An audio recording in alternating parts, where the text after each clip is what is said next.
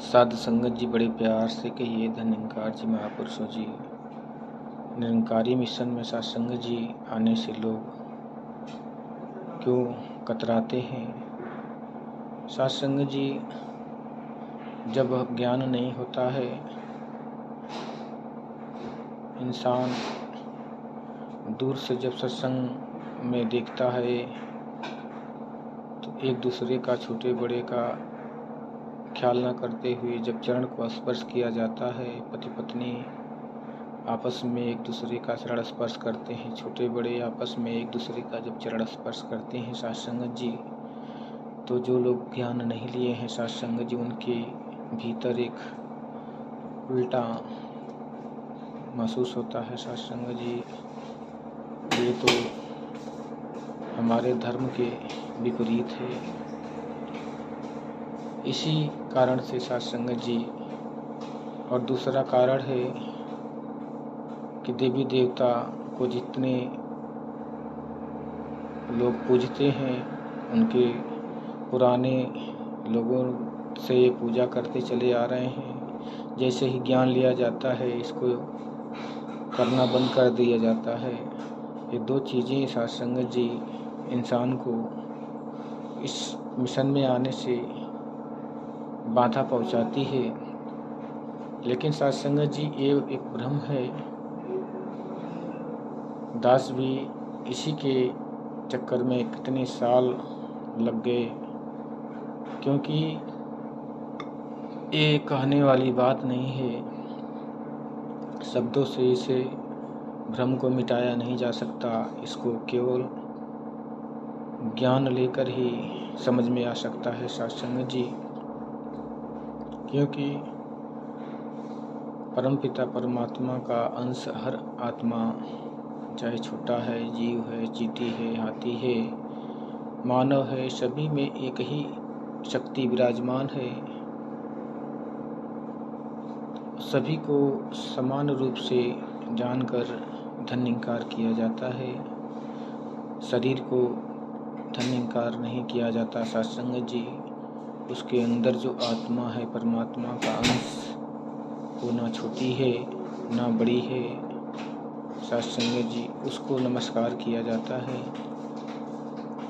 और सत्संग जी जो पूजा की बात आती है कि ज्ञान लेने के बाद हमें देवी देवताओं का मूर्ति का पूजा से नहीं करने का जो नियम है सत्संग जी, ये सारे कर्म कांड हैं सत्संग जी जो मानव द्वारा बनाए गए हैं। इसके लिए अवतार बाड़ी में बहुत सुंदर शब्दों में बाबा जी ने लिखा है कि एक न भूला दो न भूले, भूले सब ही जाते हैं, नामी की पहचान नहीं है, नाम की रट लगाते हैं। मन के कहने पर निज बुद्धि उल्टी राह लगा बैठा, भांति भांति के गढ़ के प्रतिमा कई भगवान बना बैठा। जिसने सूरज चांद बनाया उसको दीप दिखाते हैं, सर्व सुगंधित दाता आगे जा जा धूप जलाते हैं। कर्म कांड के अधिकारी में बिल्कुल अंधा खाते हैं, उसको भोग लगाए मूर्ख जो सब जग का दाता है। सत्संग जी आज यही हो रहा है कि मानव द्वारा जो मूर्ति बनाई गई है उसकी लोग बड़े ही चाव से पूजा करते हैं। घर में माता पिता भूखे प्यासे रहते हैं, एक रोटी को चिल्लाते हैं, लेकिन उसको दिना देकर घी की पुड़ियाँ चढ़ा चढ़ा कर खुशहाल होते हैं और सोचते हैं कि मेरा कर्म और भाग्य बदल जाएगा। सत्संग जी जो हमारे पास परिवार है, माता पिता भाई बहन पत्नी बेटा बेटी, ये सभी परमात्मा के स्वरूप है। इनकी सेवा करना, इनको पालन करना, इनका ख्याल रखना, ये परमात्मा ने हमें अपने रूप दिया है सत्संग जी। इनको खुशियाँ प्रदान करना हमारा जीवन का कर्तव्य है।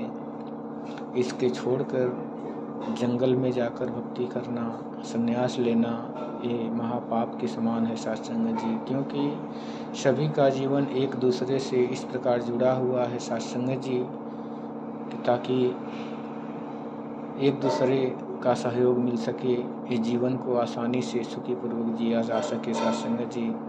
और अगर कोई अपना घर द्वार छोड़कर अगर संन्यास ले लेता है साथ संगत जी, तो माता के ऊपर क्या बीतती होगी, पिता के ऊपर क्या बीतती होगी, जिसने बड़े स्वप्न देखे थे कि मेरा पुत्र होगा जो मेरे सामने होगा और अपना परिवार बसा के मेरे दुख सुख के भागी होगा साथ संगत जी।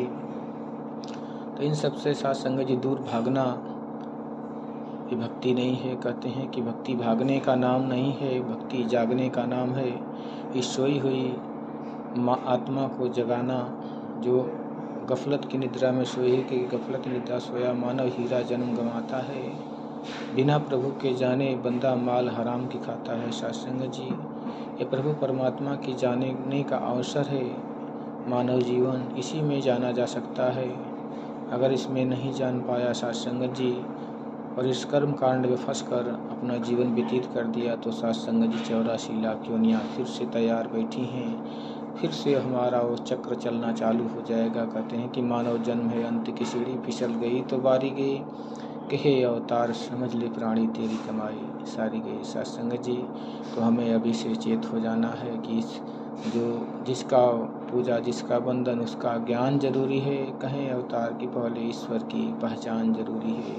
कहते सभी हैं कि परमात्मा एक है, लेकिन साथ संगत जी निरंकारी मिशन का संदेश है कि परमात्मा एक है, लेकिन पहले इसको देख। साथ संगत जी देख कर भक्ति करो, सुना सुनी की बात नहीं, देखा देखी बात। दुल्हा दुल्हन मिल गए तो फीकी हुई बारात। साथ संगत जी प्यार से कहिए धन्यकार जी।